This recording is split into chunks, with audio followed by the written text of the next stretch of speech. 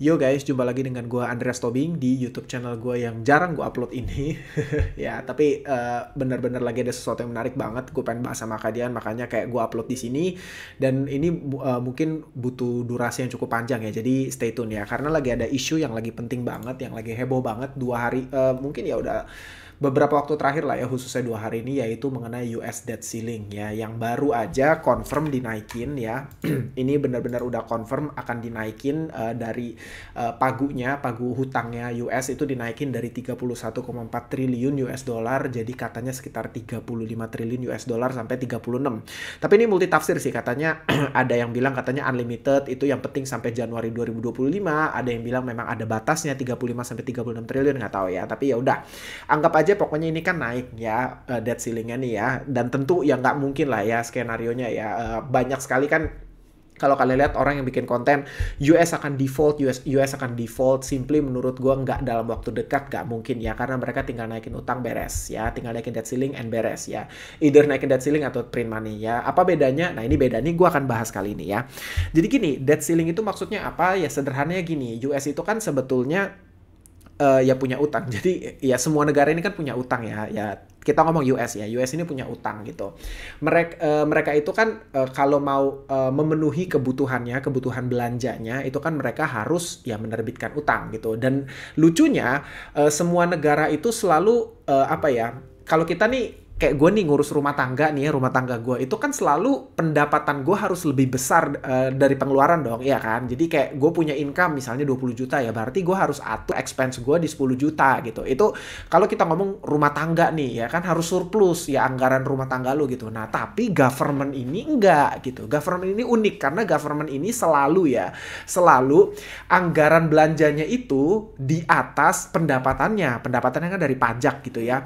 Jadi itu yang terjadi, makanya kenapa kalian lihat selama ini udah puluhan tahun terakhir katanya udah sekitar berapa? 70-an something gitu ya, gue lupa ya. Mereka terus naikin debt ceiling nih, udah 78 kali dari tahun 1960. Mereka itu terus naikin debt ceiling ya. Artinya kan apa ya? Sebetulnya mereka ini kalau kita bilang rumah tangga ya, rumah tangganya ini minus nih pendapatannya ya, besar pasak daripada tiang, pengeluarannya lebih gede daripada pendapatannya.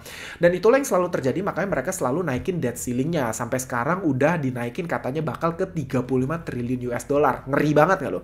Itu udahlah gimana. Nah, nanti gue bahas di different topik lah ya. Sebenarnya apa yang akan terjadi kalau ini terus naik ya, ini menurut gue akan jadi akan ada new world order lah, mungkin ya 10 tahun ke depan ya, kita lihat aja sama-sama ya. Tapi gue fokus di sini dulu. Nah, yang terjadi gini, kalau kalian perhatikan itu sebenarnya nggak serta-merta mereka print money lagi, tapi yang terjadi adalah mereka akan menerbitkan surat hutang yang baru ya, surat hutang yang baru mereka terbitin ya.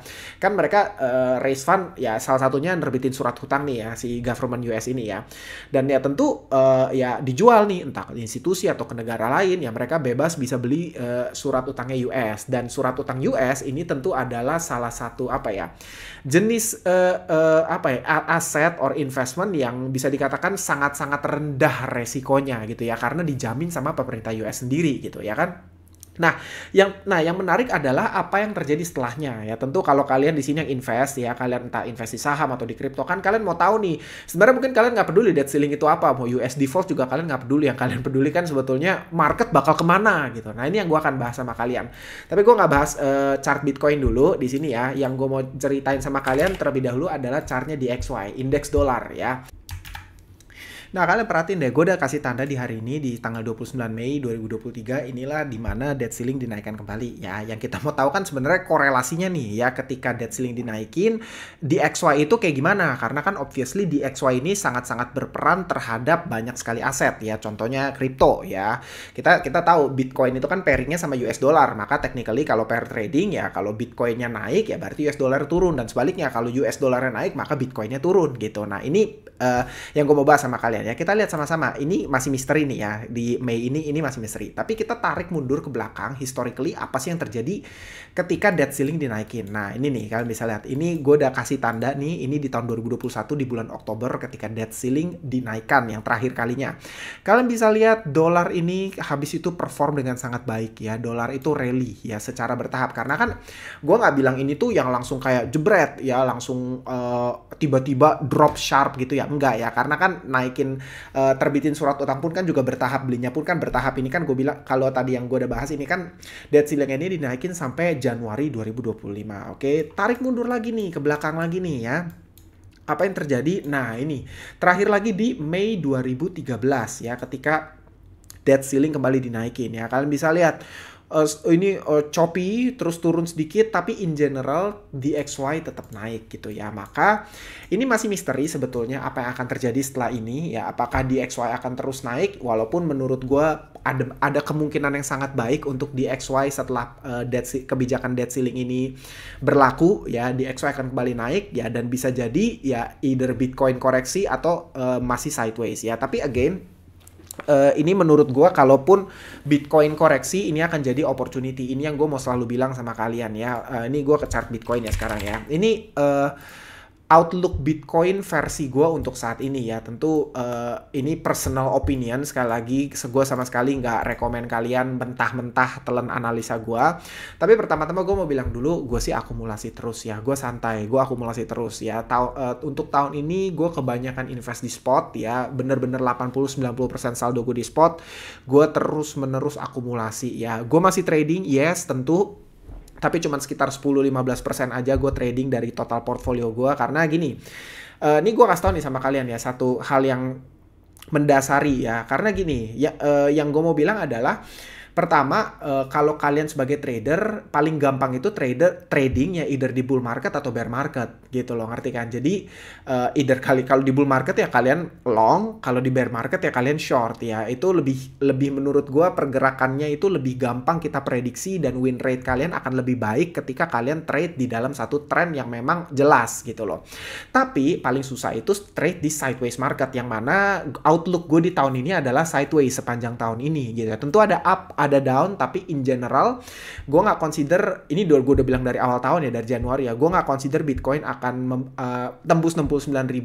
Gue sama sekali nggak di poin itu, tapi ini waktu yang terbaik untuk akumulasi, karena gue masih sangat meyakini 2025 ya, atau kira-kira 1 tahun setelah Bitcoin halving, definitely Bitcoin akan break all time high-nya dan bahkan tembus 100.000 lebih, bahkan mungkin sampai 150.000 ya. Itu dulu sama kalian yang gue mau share. Tapi kebalik ke untuk saat ini, posisi gue di mana gitu ya. Kita bisa lihat pergerakannya saat ini. Gue nggak banyak yang gue draw di chart ya. Sangat-sangat simple ya. Ini cuma ada satu garis resistance ya, gue tarik ini. Tapi sebenarnya kayaknya lebih gampang kalau gue cuman create satu parallel channel, karena ini pergerakannya cukup baik ya. Kita bisa lihat kayak sangat bersinggungan ya. Kita bisa lihat sekarang lagi ada di resistance ini ya. Menurut gua sangat possible koreksi dari titik ini sampai kemana ya. Ini ada 2 level yang gue lihat untuk saat ini. Yang pertama adalah di area 200 weekly moving average di sini nih, di sekitar berapa, di sekitar 26.000 ya. Ini satu area yang gue pantau ya. Kemarin itu ketika tembus di sini gue open long langsung di beberapa alts, gue long karena gue masih cukup confident ya. Kalian bisa lihat di sini kan mantul nih Bitcoin di 200 weekly move average masih nahan ya, makanya gue open long di sini. Dan definitely menurut gue di sini akan bisa jadi koreksi lagi terlebih dahulu ya. Makanya disclosure, gue lagi ada open short di beberapa kripto. Gue expect pertama ya di 200 weekly move average akan touch dulu ya, baru mungkin kalau memang ternyata ada isu yang lebih gak enak lagi bisa jadi ke sini ya. Tapi gini, ini yang gue mau bilang sama kalian. Tapi ini bener-bener short term outlook dari perspektif gue sebagai trader ya. Tapi ya in general kita bicara secara umum ya, banyak sekali narasi yang bener-bener lagi mix nih di market ya. Contoh ini Hong Kong nih yang akan open. Nih, kalian bisa lihat ini salah satu yang bener-bener narasi yang sangat bullish untuk kripto, yaitu Hong Kong akan SFC-nya Hong Kong kayak semacam OJK-nya lah ya. Dia akan kembali membuka perdagangan kripto untuk retail investor di Hong Kong di tanggal 1 Juni ya. Which is sebenarnya ini sangat-sangat bullish ya. Ini news yang sangat-sangat baik untuk overall gitu ya, walaupun secara makro ada berita yang kurang baik tentang debt ceiling ini yang memungkinkan DXY naik ya, dan kripto bisa koreksi. Tapi ada isu ini ya, katanya akan banyak money inflow dari Asia untuk ke kripto gitu ya. Jadi bener-bener narasi ini mix banget ya, ada cukup berimbang antara yang bullish dengan bearish scenario, maka gue akan openly bilang udah akumulasi aja, nggak usah pusing-pusing, kita santai aja, kita akumulasi aja, nggak usah kalian terlalu agresif di tahun ini, agresif dalam arti trading futures ya, karena menurut gue cukup berbahaya. Yang ada kalian bisa wreck atas bawah, kalian kehilangan losing capital kalian dan kalian losing opportunity di next bull market ya. Tapi gue trading dengan portfolio yang tidak terlalu besar ya, tapi gue terus menerus akumulasi. Tapi gini deh, ini yang menarik nih ya, kalau ada yang nanya sama gue ya untuk isu Hong Kong ini ya, ini apa sih yang bisa perform dengan baik gitu kalau misalnya isu ini bener ya, dan dampak positifnya tuh bisa ke kripto mana sih ya? Tentu kripto-kripto yang punya korelasi dengan China, Hong Kong, dan mainland China dan Hong Kong ya. Ini menurut gua kripto yang berasal dari maupun punya afiliasi, punya project dengan mainland China maupun Hong Kong ya, dan region sekitarnya Asia gitu ya. Ini pasti mereka-mereka ini yang punya narasi yang sangat baik dan bisa jadi outperform di market mengalahkan yang lainnya yang tentu belum ada narasi ya. Contoh misalnya kita bisa lihat kayak misalnya Conflux, contoh Alchemy Pay ya, disclosure ya, gue ada salah satunya ya. Contoh lagi VeChain, banyak lah ya yang gue bisa mention ya. Dan kalau untuk exchange, disclosure lagi, ada satu exchange yang menurut gue bener-bener ini benar-benar ngambil wave-nya tanggal 1 Juni ini ya. Ambil wave daripada kebijakan Hong Kong Open for Retail Crypto Traders, yaitu apa? Exchange OKX ya. Ini gue nggak disponsor sama sekali ya. To be honest sama kalian, gue sama sekali nggak disponsor. Tapi memang gue perhatiin mana yang gue benar-benar dari kemarin tuh perhatiin mana yang diuntungkan dengan narasi ini, mana yang dirugikan gitu ya. Sementara ini gue melihat OKX ini kan sebenarnya satu-satunya exchange, kalau kalian perhatiin ya, satu-satunya exchange yang, gue buka OKX lah ya, ini satu-satunya exchange yang bisa ditradingkan, bisa kalian gunakan kalau kalian tinggal di mainland China dan bisa KYC di sana. Yang lainnya enggak loh, yang lainnya belum bisa gitu ya. OKX ini salah satunya, dan definitely Hong Kong ya ini ya masuk bagiannya lah ya gitu. Makanya gue ngelihat bener-bener ini bisa jadi OKX dan OKB tokennya ini mungkin punya peluang untuk perform dengan cukup baik ya dalam beberapa waktu ke depan, ngambil narasi tanggal 1 Juni ini ya, we'll see ya. After all, gue melihat OKX ini salah satu exchange yang cukup kuat, besar ya, udah gitu fiturnya juga oke banget menurut gue, terutama walletnya canggih luar biasa. Ada banyak sekali kripto yang listing yang cukup baik. Dia ini menurut gue cukup lengkap ya, dari mulai spot, derivatif, futures ya. Ini oke banget. Jadi ya kita lihat ya sama-sama apakah mereka akan benar-benar bisa serap narasi ini atau enggak ya. By the way, buat kalian semua yang memang mau menggunakan OKX, kalian bisa sign up dengan referral code gua. Kalian bisa temukan linknya di description, karena ada diskon 30% trading fee buat kalian semua ya. Itu diskon udah gua nggak mau ambil, itu bener-bener buat kalian semua yang sign up. Kalian bisa langsung dapetin diskon 30% ya. Kira-kira itu sih ya outlook gue untuk saat ini untuk Bitcoin dan posisi gue saat ini ya. Menurut kalian gimana? Let me know in comment section, dan atau misalnya kalian mau gue bahas apa lagi, let me know juga di comment section ya. Gue usahain akan lebih banyak update di YouTube. Oke, thanks, bye bye, God bless you all.